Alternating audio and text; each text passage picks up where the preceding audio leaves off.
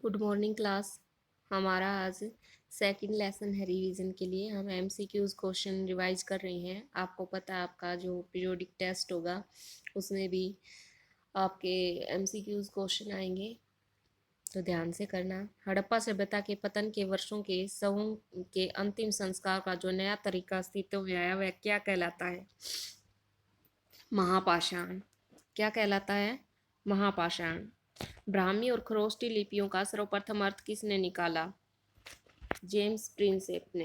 किसने निकाला? James Prinsep ने। निम्न में से किस राजा को पियदसी अर्थात मनोहर मुखाकृति वाला ये पदवी दी गई थी? किसको? राजा अशोक को। महाजनपदों की संख्या कितनी थी? 16 थी महाजनपद। कितने हैं महाजनपद? 16 हैं। गण अथवा संघ नामक महाजनपदों पर शासन किसका था? कई लोगों के समूह का। वहाँ ना कोई राजा होता था, ना ब्राह्मण होते, ब्राह्मणों का शासन था। वहाँ कई सारे लोगों का समूह मिलकर के शासन करता था। निम्नलिखित महाजनपद एक संघ था, वजी संघ। भगवान महावीर तथा बुद्ध का संबंध किससे था? गणों से था। सबसे प्राचीन अभिलेख निम्न भाषा में लिखे जाते थे। किस भाषा में? प्राकृत भाषा में लिखे जाते थे अभिलेख।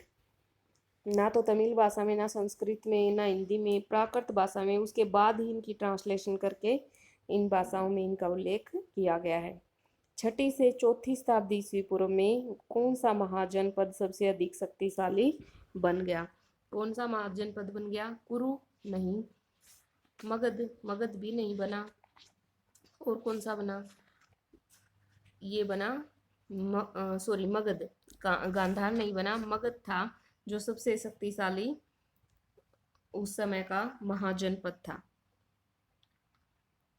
और इसमें कहा भी गया है कि जो मगध की जो प्रारंभिक राजधानियां थी, राजगीर थी। क्या थी? राजगीर। और पहाड़ियों के बीच ये बसा एक किलेबंद शहर था मगध। और 4ठी शताब्दी ईस्वी में पाटलिपुत्र को मगध की राजधानी बनाया गया, जिसे अब तक पटना कहा जाता है। अब नेक्स्ट क्वेश्चन इज, मगध जनपद कहाँ स्थित है? बता दिया, आधुनिक बिहार में, पटना में। मगध की प्रारंभिक राजधानी कौन सी है? राजगाह। पहले भी इन्होंने बताई है कि जो प्रारंभिक राजधानी है, मैंने अभी बताई है राजगाह, जिसको राजगीर भी बोला जाता था। पाटलिपुत्र मगध की राजधानी कब बनी? पाटलिपुत्र मगध की राजधानी 4ठी शताब्दी ईस्वी पूर्व में बनी। मौर्य साम्राज्य का संस्थापक कौन था? चंद्रगुप्त मौर्य। चंद्रगुप्त मौर्य था और उन्होंने 321 ईस्वी पूर्व मौर्य वंश की स्थापना की और उसका राज्य पश्चिमोत्तर में अफगानिस्तान तक और बलोचिस्तान तक फैला हुआ था। चंद्रगुप्त मौर्य के दरबार में एक यूनानी राजदूत था, मैगस्थनीज। क्या नाम था उसका? मैगस्थनीज। मौर्य साम्राज्य की राजधानी पाटलिपुत्र थी। और निम्न राज्य के अभिलेख सबसे प्राचीन थे। किस राजा के अभिलेख? अशोक के अभिलेख सबसे प्राचीन माने जाते थे। और उनकी भाषा, अधिकतर जो अभिलेख थे अशोक के, उनकी भाषा प्राकृत थी और ब्राह्मी लिपि में भी लिखे गए थे ये। परंतु पश्चिमोत्तर से जो अभिलेख मिले हैं वो अरामेक और तथा यूनानी भाषा में लिखे गए हैं। और इनमें से कुछ की लिपि खरोष्टी है।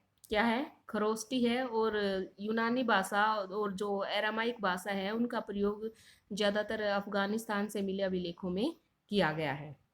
नेक्स्ट क्वेश्चन है, निम्न में से कौन सा प्रदेश अपनी सोने की खदान के कारण उपयोगी है? सुवर्णगिरी। कौन सा प्रदेश है? सुवर्णगिरी। नेक्स्ट है, अर्थशास्त्र के कुछ भागों का लेखक कौन था? चाणक्य और कौटिल्य। जो अर्थशास्त्र के कुछ भाग हैं उनका लेखक था चाणक्य और कौटिल्य।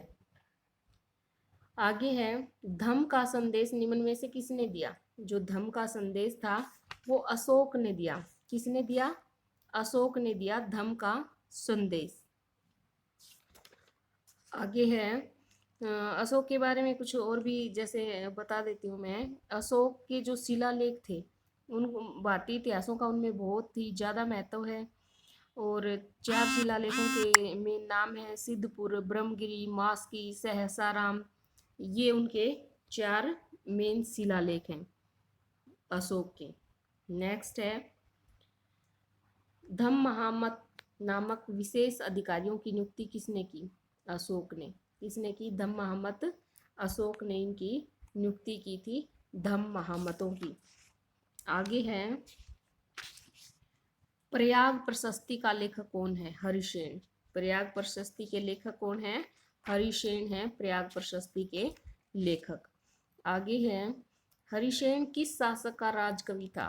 हरिसेन समुद्रगुप्त का राजकवि था। किसका राजकवि था? समुद्रगुप्त का वो राजकवि था।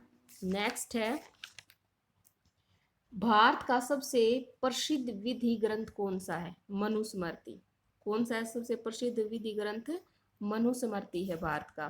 संगम साहित्य की भाषा तमिल भाषा रही है संगम साहित्य की, और तमिलकम वर्ड भी आता है। उनसे अभिप्राय है कि उपमहाद्वीप के दक्कन तथा उससे दक्षिण के अक्षेत्र से है, जिसको तमिलकम बोला जाता है। छठी शताब्दी ईस्वी पूर्व में उपज बढ़ाने के नवीन तरीका कौन सा अपनाया गया? लोहे के फाल का भी प्रयोग किया गया, धान की रोपाई के से भी फसल उगाई गई, सिंचाई साधनों का भी विस्तार हुआ। तो इस प्रकार ये सभी चीजें यूज की गई। प्रभावती गुप्त निम्न में से किसकी पुत्री थी? चंद्रगुप्त द्वितीय की। जो प्रभावती गुप्त थी वो चंद्रगुप्त द्वितीय की पुत्री थी, और उन्होंने आरंभिक भारत के एक प्रसिद्ध शासक जिसको माना जाता है चंद्रगुप्त द्वितीय, उनकी वो पुत्री थी। उसका विवाह दक्कन पठार के वाकाटक परिवार में हुआ था। कहाँ हुआ था? पठार के वाकाटक परिवार में। दक्कन पठार का जो वाकाटक परिवार था उसमें। और उसने भूमि दान दिया था, जो किसी महिला द्वारा दान का विरला उदाहरण मिलता है।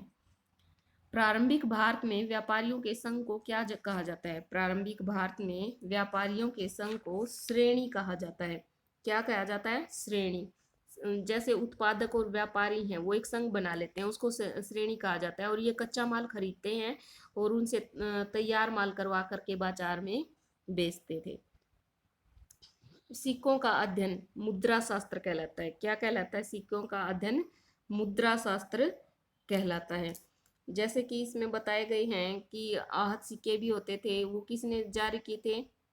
छठी शताब्दी ईस्वी जो आहत सिक्के हैं वो जारी किए गए थे। नेक्स्ट है, जेम्स प्रिंसेप ने अशोककालीन ब्राह्मी लिपि का अर्थ कब निकाला? 1838 ईस्वी में। सम्राट अशोक द्वारा जो अपनाई गई एक उपाधि थी वो क्या थी? देवानपीय। क्या थी? देवानपीय। आधुनिक भारतीय भाषाओं में प्रयुक्त लगभग सभी लिपियों का मूल है ब्राह्मी लिपि। कौन सा है? ब्राह्मी लिपि सभी लिपियों का मूल माना जाता है। आज हमने ये क्वेश्चन किए, आशा है आपको अच्छे से समझ भी आए होंगे।